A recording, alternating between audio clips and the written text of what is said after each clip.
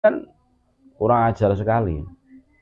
Wali Songo dicantolkan, dirubah nasabnya menjadi Abdul Malik Azomat Khan, dan itu fiktif di India.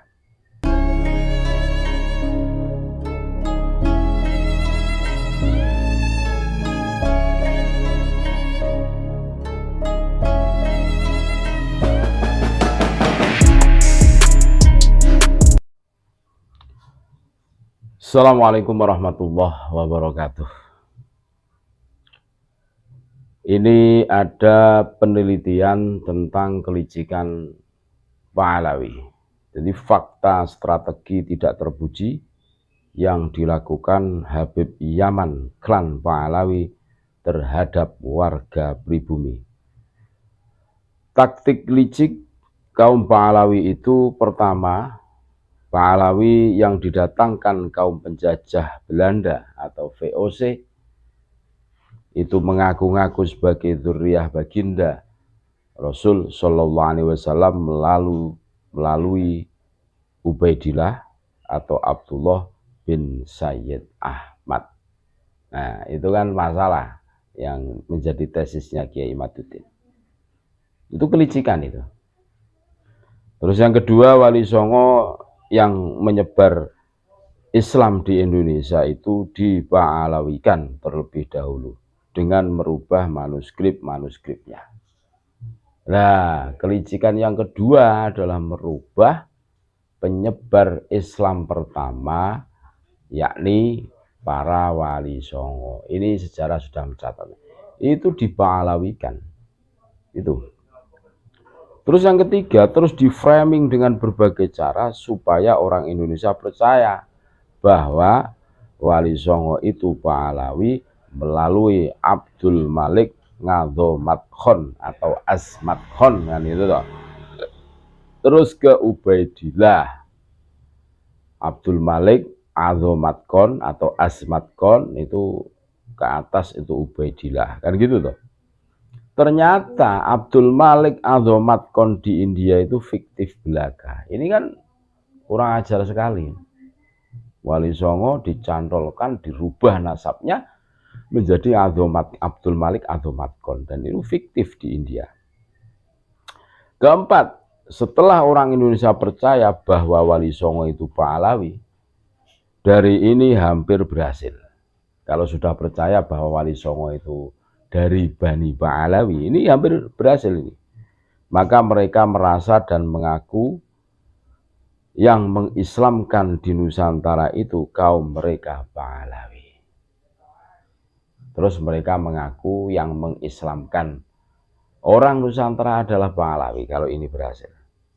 Maka timbul perkataan kalau kakek kami atau kaum Pahlawi tidak ke Nusantara, niscaya kamu masih menyembah pohon. Kan sering kita mendengarkan bahasa kaum Pahlawi seperti itu. Tuh, itu yang keempat. Terus yang kelima, kalau 4 poin di atas sudah berhasil, tinggal terus digencarkan yang mengislamkan Nusantara itu Pahlawi, yang dzurriyyat Nabi Shallallahu Alaihi Wasallam. Mereka punya 2 keunggulan. Satu sisi mengaku cucu Nabi, yang kedua berjasa mengislamkan Nusantara. Maka mereka merasa paling berjasa di Nusantara daripada suku manapun, sehingga sampai tercetus kami Pahlawi itu majikan kamu atau pribumi. Paham kan?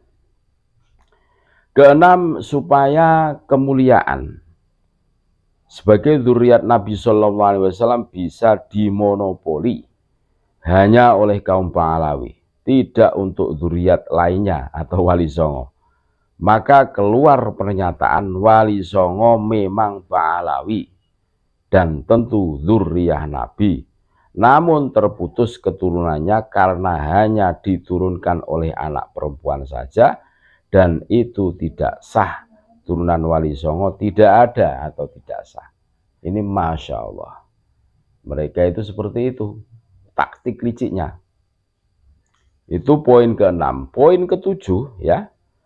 Kalau poin ke-6 berhasil, maka bisa mengklaim yang menyebarkan Islam di Nusantara itu Pahlawi atau Wali Songo, karena Wali Songo sudah dipahlawikan, sama saja kan gitu.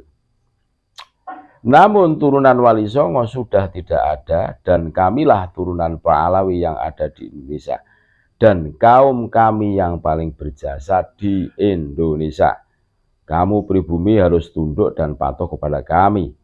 Kalau tidak, bisa nyakiti Rasulullah SAW dan tidak mendapatkan syafaat. Wah, ini berhasil ini. Sampai keluar doktrin seorang Habib yang bodoh lebih mulia dari 70 kiai yang alim. Kalau sudah begini, yakin praktis Indonesia dikuasai Pahlawi. Sudah.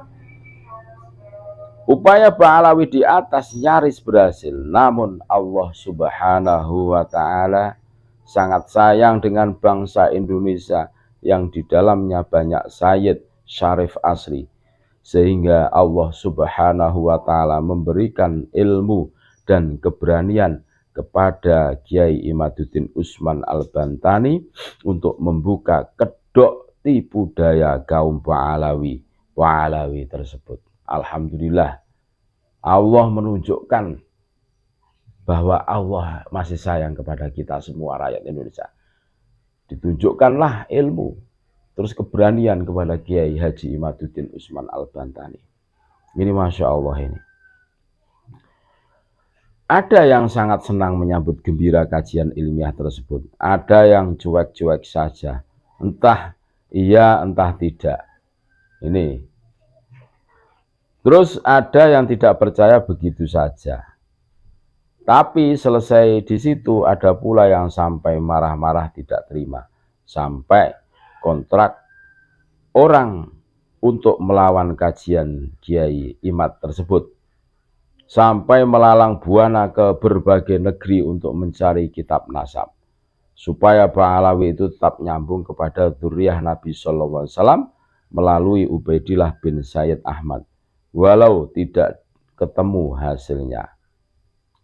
Kepanikan kaum Pahlawi tersebut diperparah lagi dengan munculnya penemuan baru dari ilmu genetika yang mengatakan Pahlawi itu berhaplogrup G, di mana gen ini adalah gennya Yahudi Askenazi. Karena kalau gennya Sayyid dan Syarif itu berhaplogrup J1. Berarti bangsa Arab pun bukan, apalagi dzurriyyah Nabi Sallallahu Alaihi Wasallam. Kiai Imaduddin Al-Bantani, ya, seorang kiai muda NU, telah mengguncangkan alam pikiran dan kewarasan berpikir umat Islam se-Indonesia, bahkan dunia, ya. Dari tipu dayanya kaum yang mengaku-ngaku dzurriyyah Nabi Sallallahu Alaihi Wasallam yang paling sah, yang suka, yang sudah sangat nyaman kedudukannya di Indonesia menjadi ras tertinggi yang harus dipuja dan dipuji, yang harus dihormati, walau bodoh, kasar, provokatif, salah dan keliru. Inilah Mujaddid abad kedua NU, Kiai Haji Imaduddin Usman Al-Bantani, di mana Mujaddid abad ini ke-1 NU adalah Mbah Hasyim Asy'ari. Nah, ini menunjukkan bahwa Allah itu masih sayang kepada kita semua. Nusantara, Indonesia, kan gitu tuh. Allah menurunkan ilmu melalui keberanian dari Kiai Haji Imaduddin Usman Al-Bantani. Coba kita bisa bayangkan seumpama Pahlawi itu luasa, habislah kita semua. Ngeri pokoknya, tidak terbayangkan. Terima kasih, tetap salam waras, salam NKRI harga mati. Assalamualaikum warahmatullahi wabarakatuh.